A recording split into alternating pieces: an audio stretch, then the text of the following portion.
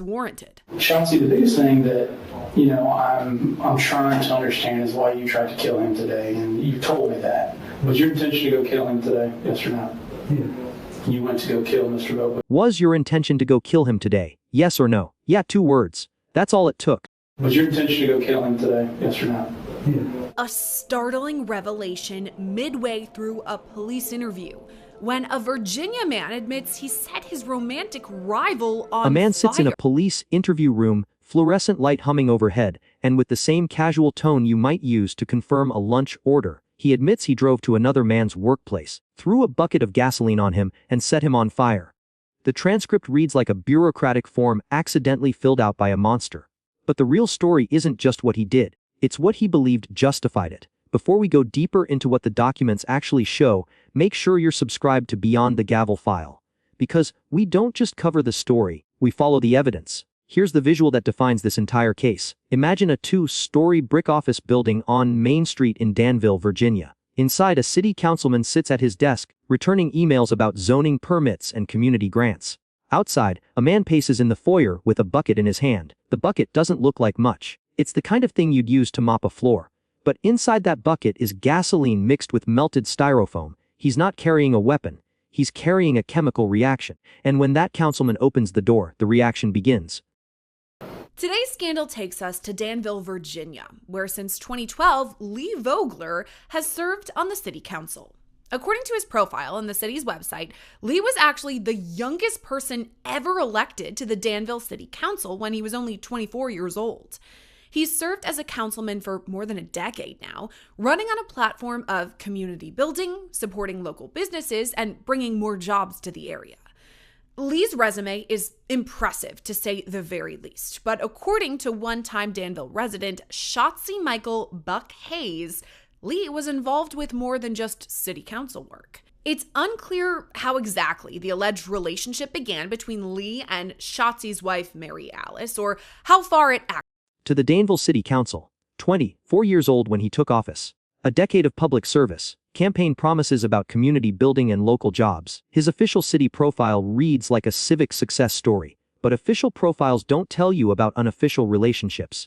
And according to Shotsy Michael Buck Hayes, there was one relationship that had nothing to do with city work. Shotsy believed his wife, YJealous, was having an affair with Vogler. He told detectives it started around September 2024. 10 months later, YJealous filed for divorce. Shotsy told investigators he had struggled with a pornography addiction, that it made his wife feel like she wasn't enough, that they both carried what he called PTSD from the marriage. And then came the phone call, the one where he said he just lost his calm. Me and my wife had a conversation today on the phone, and I was basically freaking out all night, and then we had a bad conversation. What was the conversation about? I just need to Yeah. no, you're good. The conversation was like, I feel like I'm repeating myself. Like, she said that I didn't love her, otherwise I wouldn't have made some mistakes. I had a pornography addiction. It made her feel like she wasn't enough, or like she wasn't enough. And then me and her have pretty much PTSD, like pretty bad. And I was saying to her, I didn't understand how to love you properly. And it was just rejected, and I just lost my cool. So later that day, July 30th, 2025, Shotsy went to a local gas station and made a purchase. And so what I did was, there's a bag of rice in the basement, at the end of the basement, next to my bed, because I had the rice in a bucket. And I poured the rice into it. Now here's where the timeline becomes the prosecution's entire case. Shotsy didn't act in the heat of that moment. He didn't show up at Vogler's office, still shaking from the phone call. He went to a gas station first. He bought $3 of gasoline. He went home. He took rice from a bucket in his basement and poured it into a paper bag. He melted styrofoam into the fuel. He asked himself a question that should terrify anyone who hears it. How do I make it burn longer? Can I ask a quick question? Yeah. 2 questions. There's like a goo where that bucket or something was. Did you put like an accelerant, like napalm or something in that bucket? I put styrofoam. Put styrofoam in it? Why? Because I just thought that would make it burn longer. Yeah, make it burn longer. So like that melted goo stuff that's there, it's like styrofoam. Yeah. Okay. So the point of that was because you thought that it would make the fire burn longer? The gap between the phone call and the act is what the law calls a cooling off period. So the issue that we had there was he was facing 3 charges originally when we started the case, and it was aggravated malicious wounding, which is, a lot of people think, well, why didn't they just have attempted murder? Well, in Virginia, we have a charge that's called aggravated malicious wounding, and actually it's higher on the totem pole than even attempted murder. But the Commonwealth charged aggravated malicious wounding, attempted murder, and then breaking into a residence with a deadly weapon with the intent to obviously do harm to this man. And we thought that the real issue in the case was that there wasn't necessarily a breaking and entering. This occurred during the day. And then once I got into it, I found out that it's not just a simple, he's upset, so he's, deranged or something, set this man on fire. There was a lot of evidence that I would say is mitigating in the fact that there was a relationship, and it came out in the record, there was a relationship between Mr. Buck Hayes' wife and the alleged victim in the case. So, okay, you said mitigating factor because this is something everybody was clicking on the headlines about, chatting on TikTok, whatever it may be. They're all talking about, okay, this man found out his wife was having an affair. He set him on fire. That's kind of the big headline here. So do you think that is a mitigating factor, the fact or the allegation that there was an affair or love triangle going on?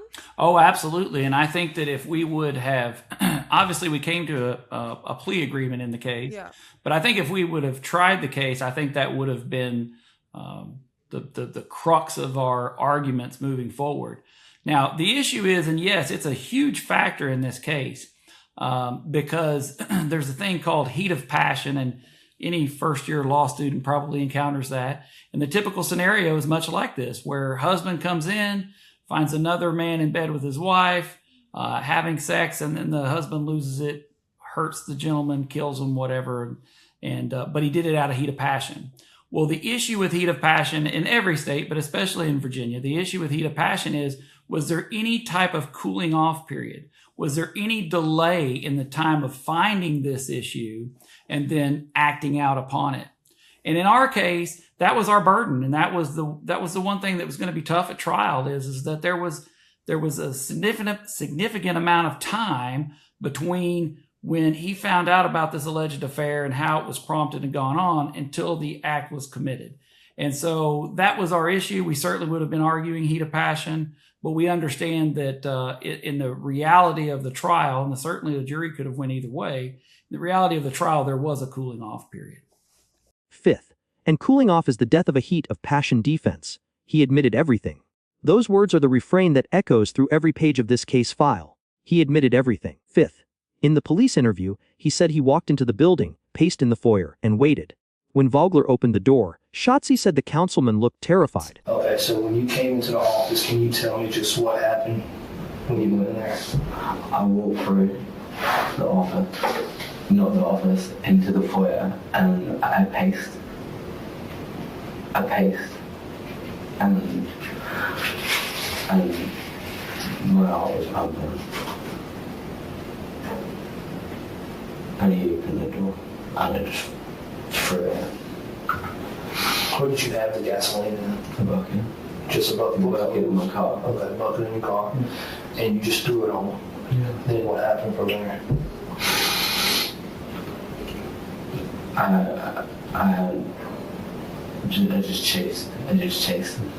He ran out. You threw it on him. He runs out of the He ran through the building, and I chased after him.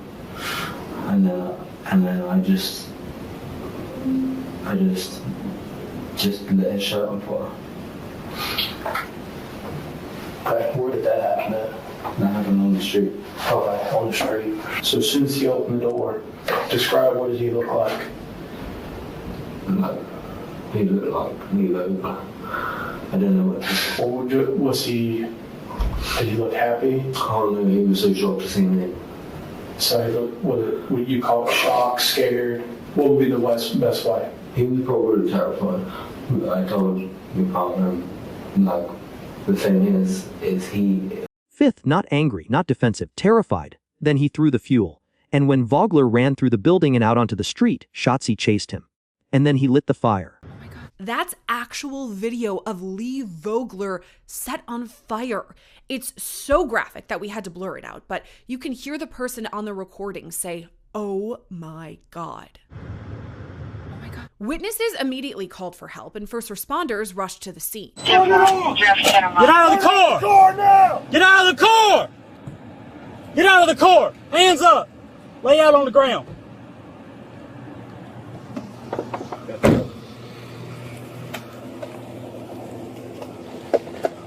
Behind your back. Both of them. He still smells like gas. Dispatch 377, suspect in custody. Here's where I have to note, Lee Vogler miraculously survived this attack. Local station WDBJ7 reports that Lee sustained second and third degree burns on 60% of his body. He suffered burn shock, septic shock, and burned lungs too due to smoke inhalation.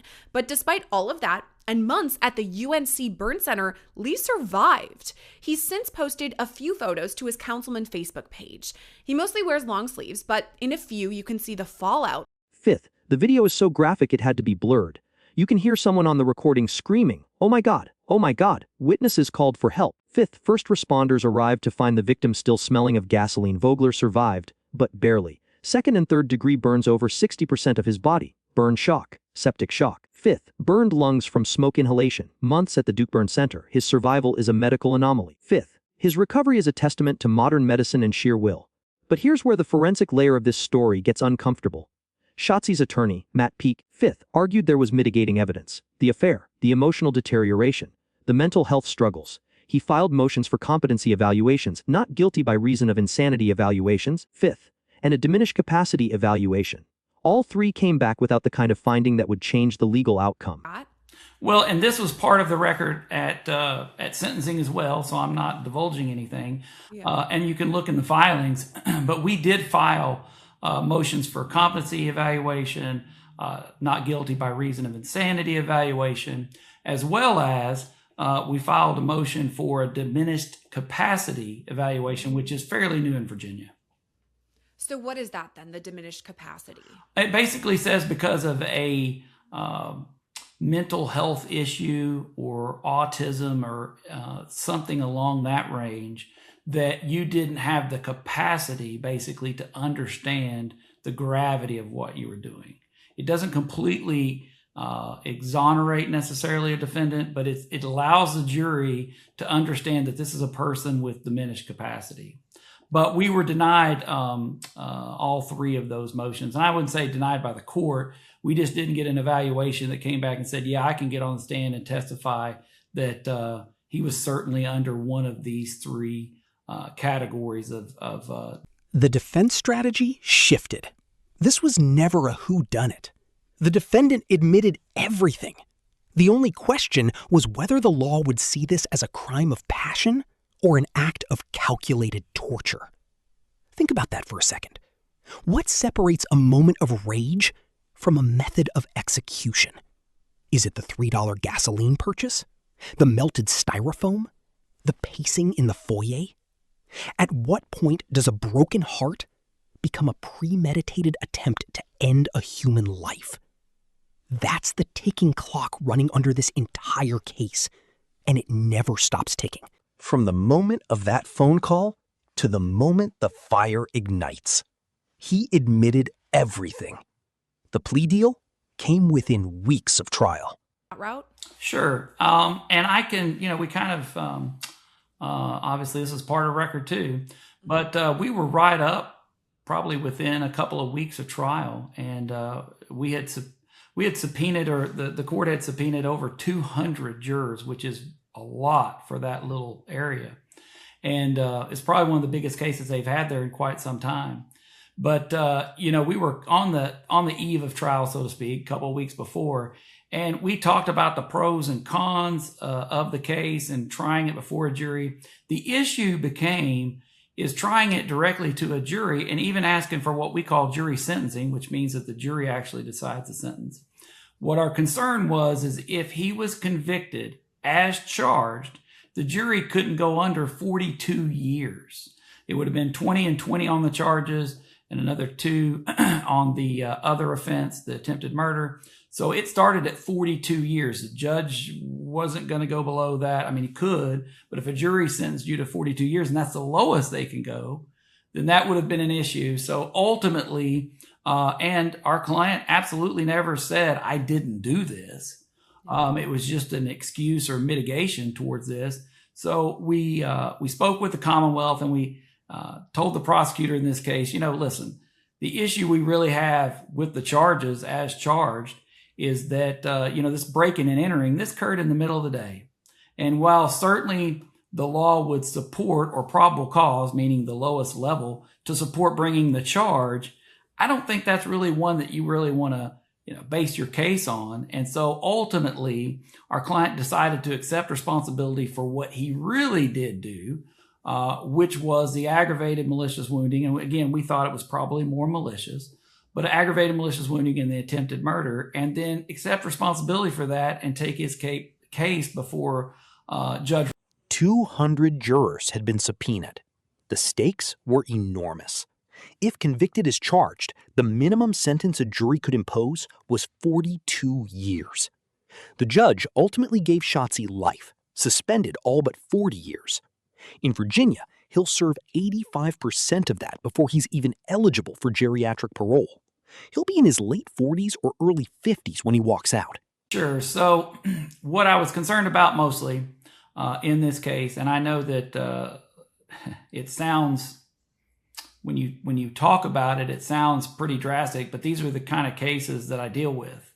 It is the cases where they've got a lot of downside or a lot of conditions that could really cause issues for the defendant.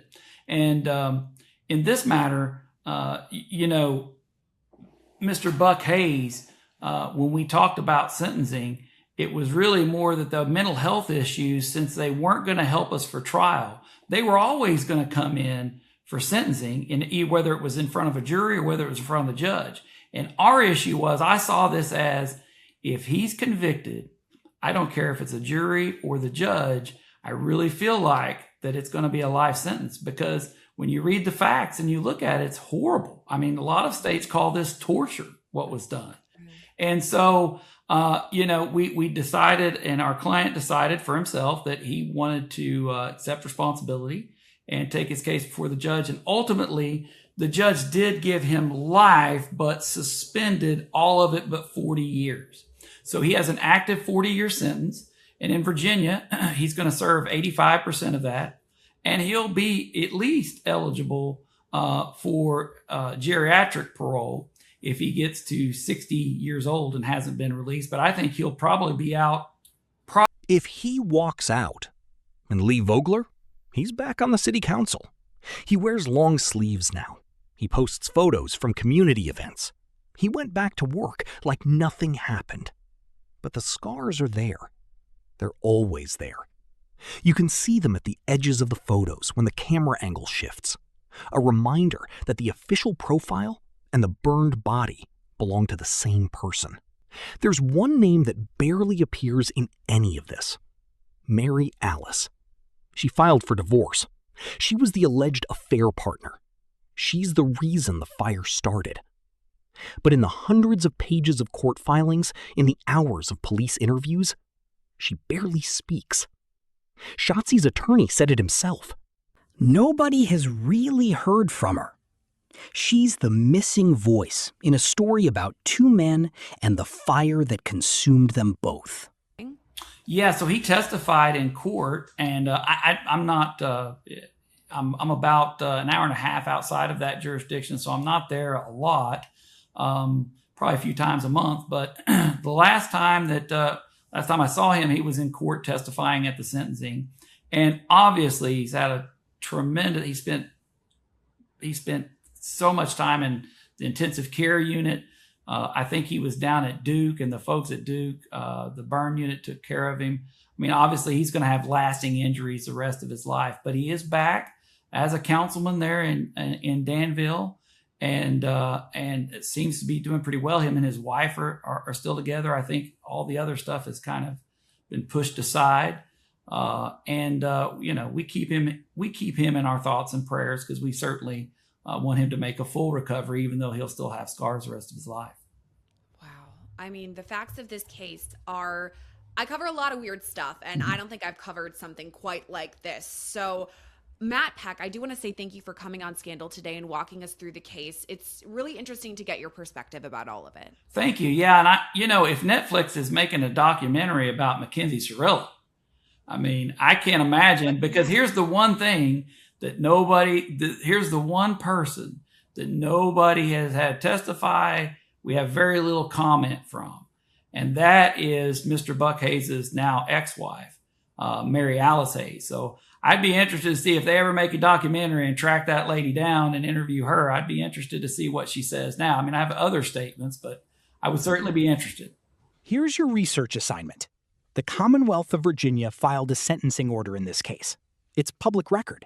Pull it. Read the section on mitigating factors. Then read the section on the victim impact statements. Ask yourself one question in the comments. What did the judge see that the headlines never showed? If this breakdown gave you a new angle on a case the media flattened into a soundbite, like this video. Share it with someone who still thinks love triangles end with arguments. Subscribe to Beyond the Gavel File and turn on notifications, because the next case is already sitting in a public records database, waiting for someone to read it. I'll see you there.